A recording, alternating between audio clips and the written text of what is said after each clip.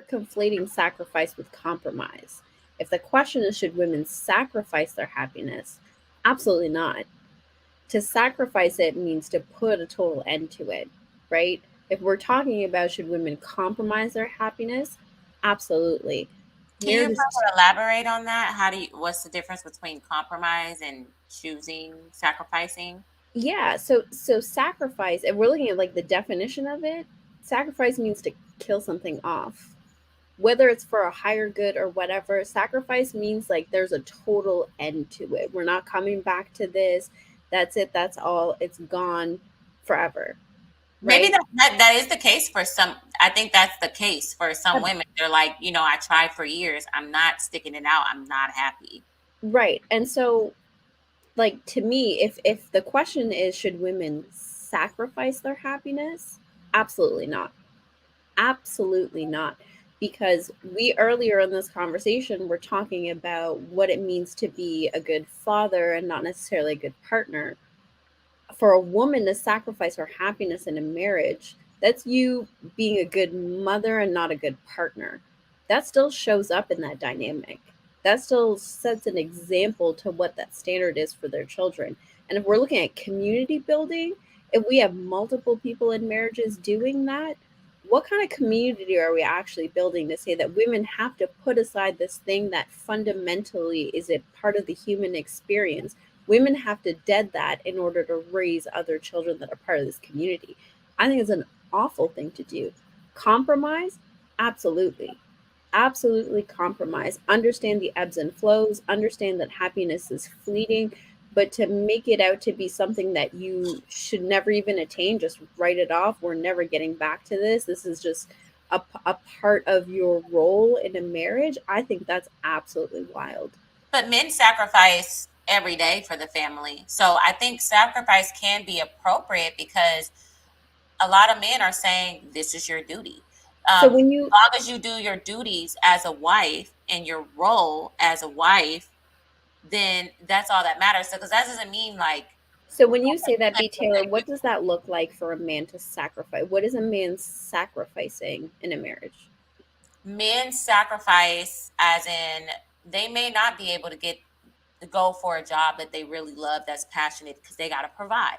They can't go and get a weaving, what is that, a weaving degree or something like that. Maybe that's Does what that they even do. exist? That's not I even a don't know. real I hear that all the thing. time, and I'm like, what is that? But what if he wanted to be a painter? What if he wanted to be a singer, a comedian? But it's like, no, I have children to feed. Therefore, I can't play around and live out those dreams. I need to go and work because I have to provide for my family. I have to bring in that income. So men do sacrifice. I'm gonna give them that. They do sacrifice. And some men are not So happy in relationships. They're not happy, but they sacrifice because they know that they don't benefit from divorce. They don't benefit when they can't see their kids. They don't benefit from a broken family. Men actually suffer more from a broken family because they're going to be put on child support and right. all So of that. but So I'm just saying, for a woman, sacrifice, you could still, that doesn't mean you're going to be a bad wife or a bad mom. I'm just saying she's putting herself last, as in she's not choosing herself. She's putting everybody before her. so I hear what you're saying, right? And we don't have to take it to the extreme of like a weaving degree, right? But I get what you're saying that some men sacrifice their dreams in order to provide a certain lifestyle for their family. But like, are we going to pretend like that doesn't show up in those dynamics? That resentment doesn't show up in those relationships? That Well, can that I just point out? I know you gave the definition of sacrifice. I'm just using the dictionary.com, and you know how sometimes you have definitions and it'd be like 8 different definitions for the same word.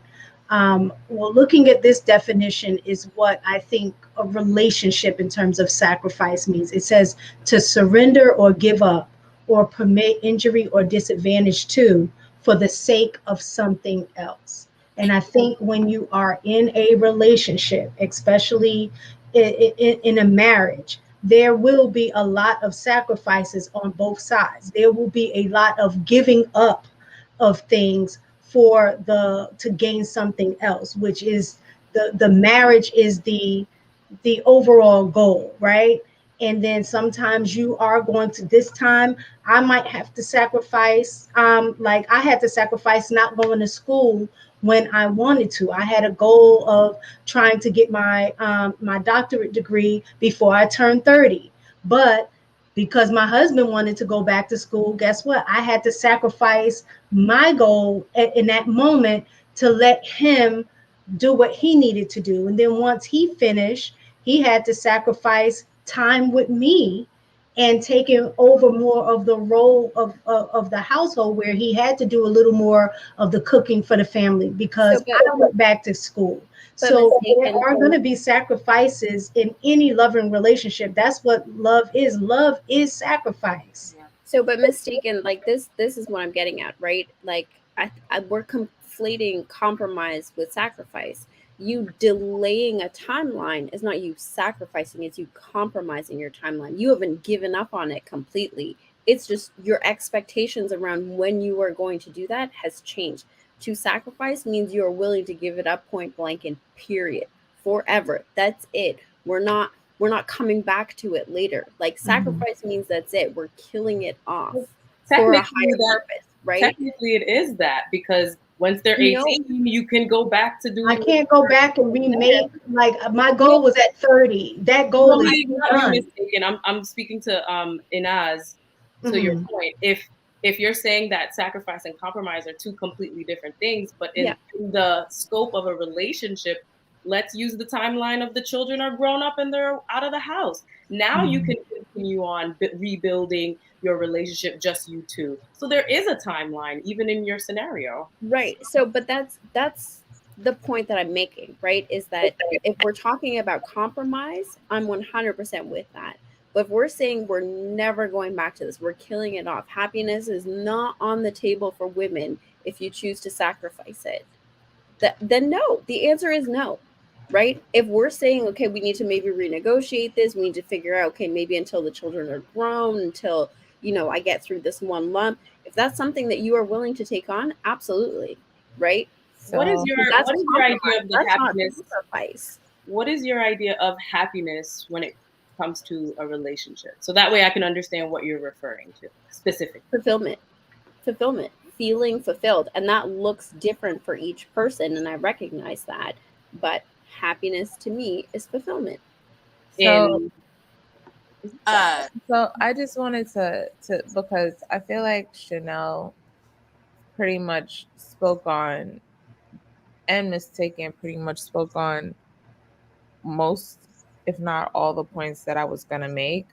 I literally was going to say that verbatim. Happiness is fleeting. It's an emotion. Emotions are energy in motion. They're not permanent. That's the only thing that's constant and changing. We are very emotive people in general. So sacrificing happiness, which is fleeting anyway, for the sake of a family, is what's your duty essentially as a woman.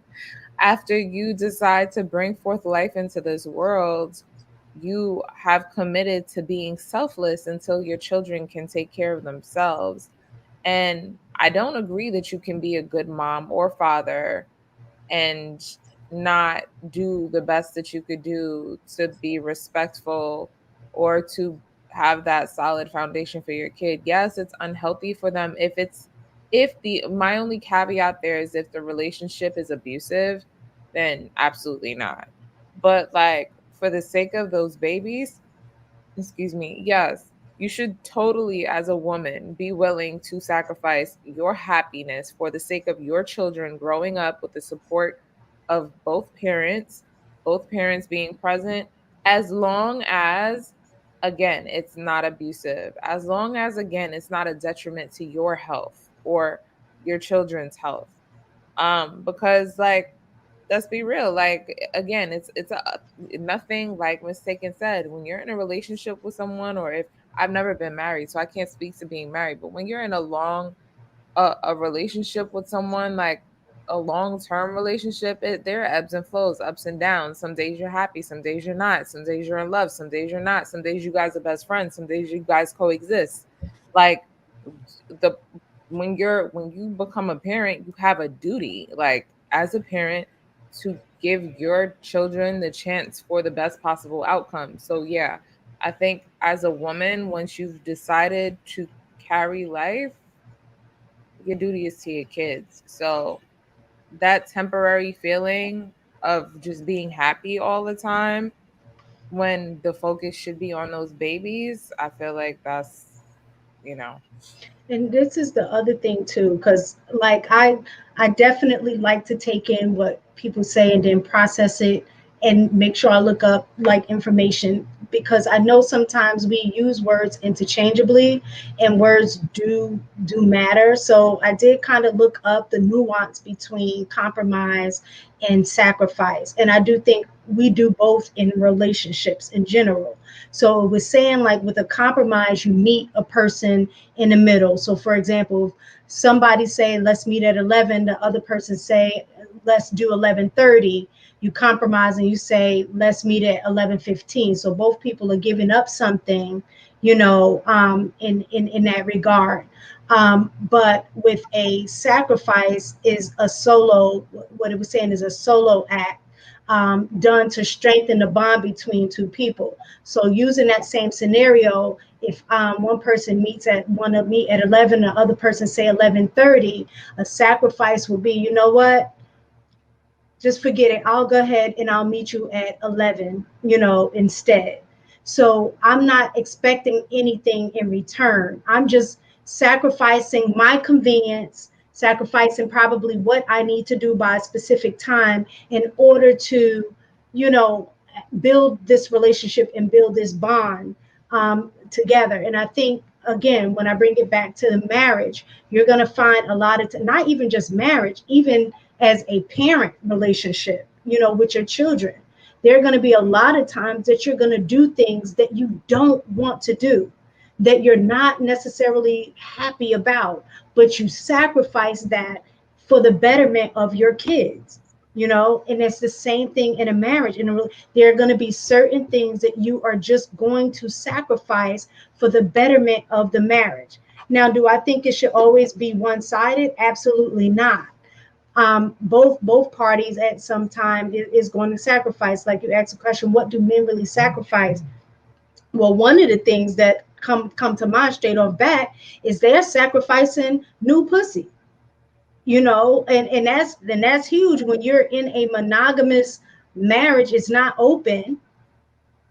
That's one of the things that they are going to sacrifice. Not saying that you ain't sacrificing in that area too, but for them, that is a big thing.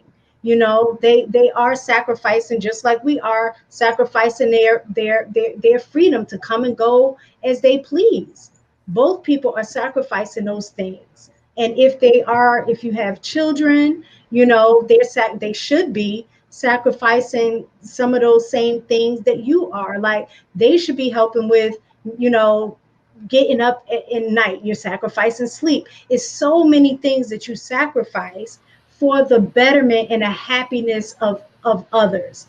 Now, again, should it only be one-sided? Absolutely not. If both people are doing it, then both will feel that their needs are being met.